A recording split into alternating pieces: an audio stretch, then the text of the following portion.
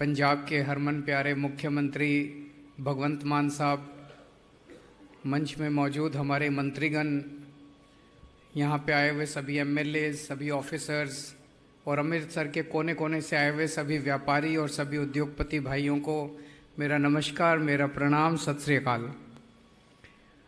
आज आपके बीच में आके दिल खुश हो गया और उसके कई कारण हैं। इसी हॉल में हम कई मीटिंग्स कर चुके हैं पिछले 5-6 साल में। चुनाव के पहले आया करते थे और यहाँ इतना दुख और इतना लोग इतने दुखी होते थे, अपनी समस्याएं बताते थे, हम गारंटी देते थे और कोई अंत नहीं था समस्याओं का और कोई दुखी होने का। उसके बाद हमारी सरकार बनी, धीरे धीरे जब हमारी सरकार बनी इतनी सारी समस्याएं थी। 75 साल की 75 साल में इन्होंने पंजाब का बेड़ा गर्क करने में कोई कसर नहीं छोड़ी थी। और पंजाब के लोग एक तरह से चक्की होती है, चक्की के 2 पार्टों के बीच में पिस रहे थे, एक कैप्टन और एक बादल। इन दोनों के बीच में पिस रहे थे, पर विकल्प नहीं था, कोई ऑल्टरनेट नहीं था। किसके पास जाते? एक बार बादल, एक बार कैप्टन, एक बार इससे नाराज, एक बार इससे नाराज। फिर ऊपर वाले ने कुछ कृपा की और इस देश के अंदर एक नई पार्टी बनी, आम आदमी पार्टी। पहले दिल्ली के अंदर सत्ता आई, उसके बाद पंजाब के अंदर दिल्ली की महक आई कि दिल्ली में बड़े अच्छे काम हो रहे हैं और पंजाब में आप लोगों ने जिम्मेदारी दी। सरकार बनने के बाद भी इसी हॉल में कई मीटिंग्स हो चुकी हैं। जब आते थे तो शुरू में उम्मीदें इतनी ज्यादा थी, लोगों को लग रहा था बस सरकार बन गई, अब 24 घंटे में सब ठीक हो जाएगा।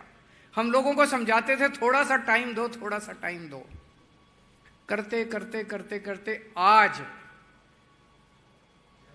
लोगों के अंदर खुशी का माहौल दिखाई दे रहा है। लोग खुश नजर आ रहे हैं, उद्योगपति खुश नजर आ रहे हैं, व्यापारी खुश नजर आ रहे हैं। कई सारी, मैं ये नहीं कह रहा समस्याएं सारी दूर होगा, अभी बहुत समस्याएं हैं, बहुत सारी समस्याएं दूर करनी है, लेकिन आज लोगों के चेहरे पे खुशी है। वो कह रहे हैं सर ये भी हो गया, ये भी हो गया, ये भी हो गया, अभी ये बाकी है। और जिस तरह से समीर जैन साहब भावुक हुए, उनको देख के मैं भी भावुक हो गया। मुझे भी लगा वो उनकी फीलिंग्स थी, वो उन्होंने कोई एक्टिंग नहीं की। जिस तरह से और सभी दुग्गल साहब, शर्मा जी, मैं देख रहा था, नोट कर रहा था मैं कई सारे, जिस तरह से लोगों ने अपनी अपनी बातें रखी, सबने कोई बनावटी नहीं कर रहा था, सब अपने अपनी फीलिंग्स का इजहार कर रहे थे। ये बात बिल्कुल सही है कि आज जिस तरह से हम 2 मुख्यमंत्री आपके सामने बैठ के आपकी समस्याओं को सुन रहे हैं, यही अपने आप में बहुत बड़ी बात है। समाधान भी होगा, मैं ये नहीं कह रहा केवल सुन के चले जाएंगे। जितनी बार आए हैं आपकी समस्याएं, 100 समस्याएं देते हैं, हम कोशिश करते हैं सारा समाधान करने की, कुछ रह भी जाती हैं उनका भी समाधान होगा। आज भी आपने जितनी समस्याएं दी हैं उनका भी समाधान होगा।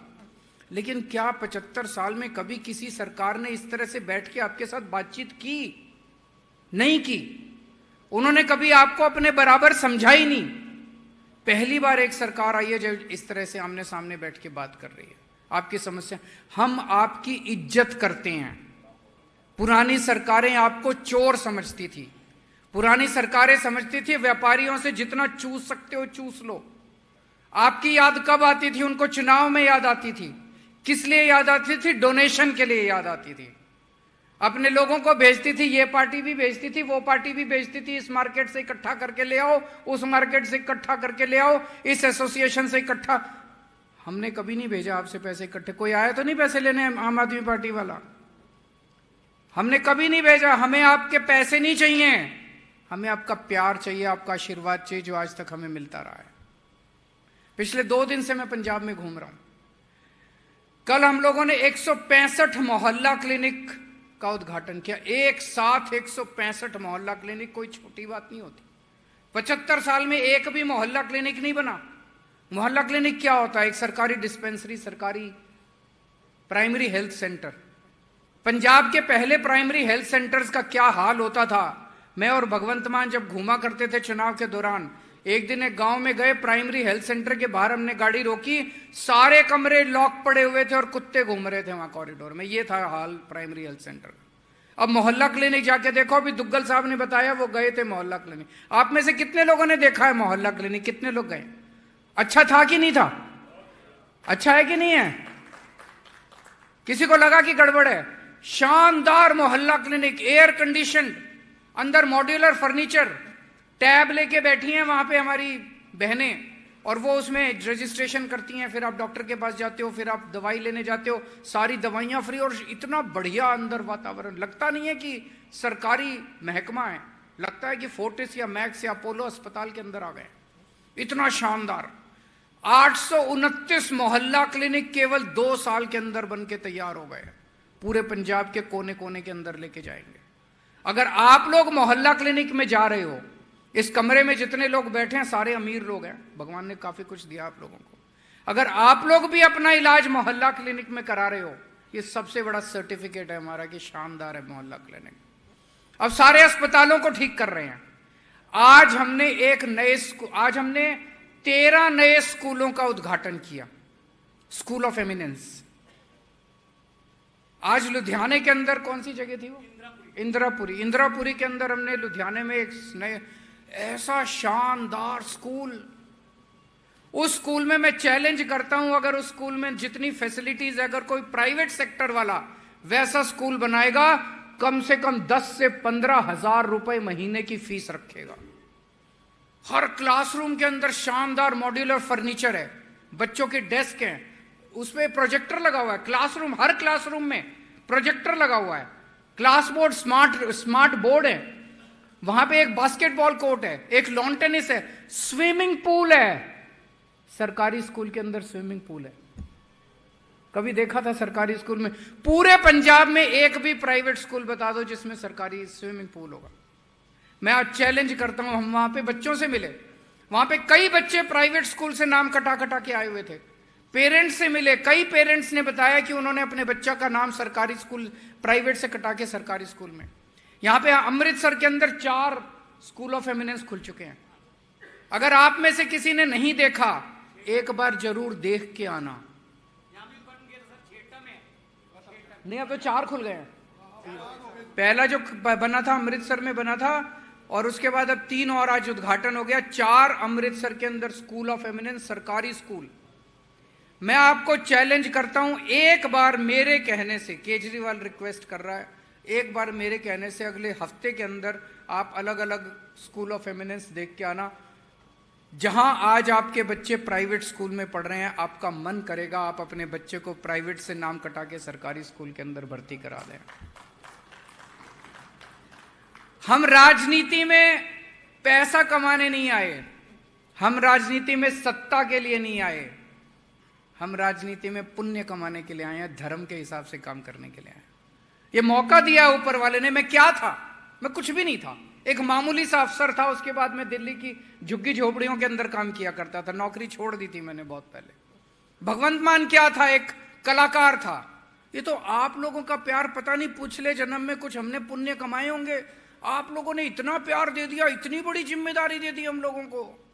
7 जन्मों के अंदर भी आपका एहसान नहीं पूरा कर सकते हम लोग। तो जितना मौका मिलता है हम कोशिश करते हैं आपकी समस्याओं का समाधान करने की। और जितना आज आप जब बोल रहे थे और आप कह रहे थे कि हमारा ये काम भी हो गया, ये काम भी हो गया, अब ये बाकी है, सुकून मिल रहा था कि यार जिन लोगों ने हमारे ऊपर इतना एहसान किया उनका कुछ तो किया हम लोगों ने।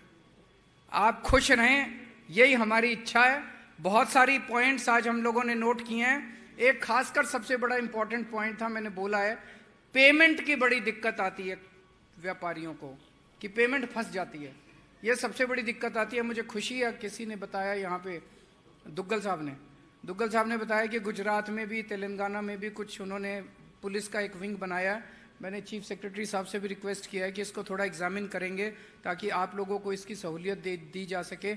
और बहुत सारे पॉइंट्स ऑलरेडी, एक चीज आपको नोट करनी चाहिए, सबसे बड़ा फर्क पुरानी सरकार और हमारी सरकार के अंदर एक ही है, नीयत का। हमारी नीयत साफ है। अगर हमें पैसे कमाने होते, भाई साहब आज हम इस हॉल के अंदर नहीं बैठे होते। जब मेरे पास मुख्यमंत्री के तौर पे फाइल आती है, उस फाइल पे मैं देखता हूं, अगर मेरे मन की नीयत खराब है, मैं ये देखता हूं इसको कैसे मैं कितने पैसे कमाऊं। जैसे अभी सवेरे लुधियाना में थे, वो प्लास्टिक वाला मुद्दा वहां पे आया कि जी वो जो इसके 120 माइक्रोन तक का प्लास्टिक का वो है, वो दिल्ली में उसको एग्जेम्प्ट कर दिया गया और यहाँ पे पंजाब में क्यों नहीं कर रहे? अगर हमारी नीयत खराब होती, यहाँ पे हम बिल्कुल अनाउंस नहीं करते। उसके बाद हम किसी को भेजते प्लास्टिक यूनियन वालों के पास, वो यूनियन वालों के पास जाता, कहता है पैसे इकट्ठे करके लाओ सारे। यूनियन से पैसे इकट्ठे होते हैं, एसोसिएशन से पैसे इकट्ठे होते हैं, उसके बाद 120 माइक्रोन को करने का हम पैसा लेते हैं।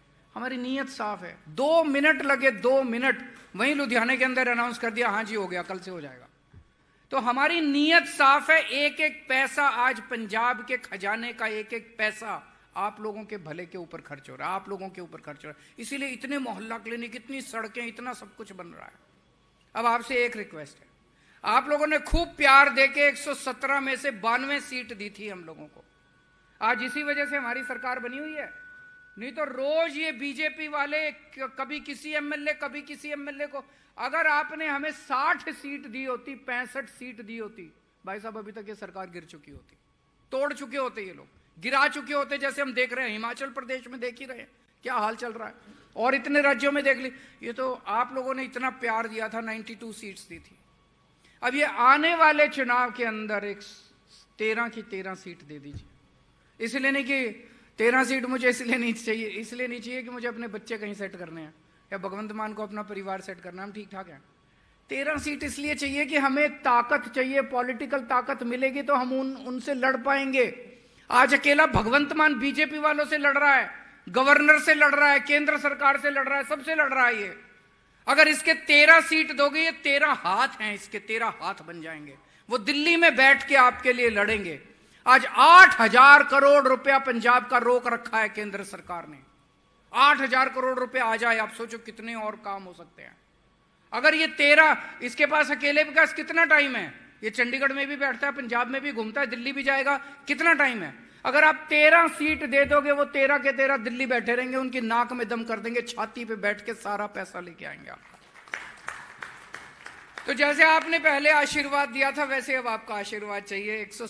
13 की 13 सीट आप दे दीजिए, ताकि पंजाब की जो गति चल रही है विकास की, ये और बहुत तेजी से चल सके। आप लोगों का बहुत प्यार मिला है, बहुत आशीर्वाद मिला है, आप लोगों का तहे दिल से बहुत बहुत शुक्रिया। Thank you. राष्ट्रीय गान वास्ते सारे खड़े हो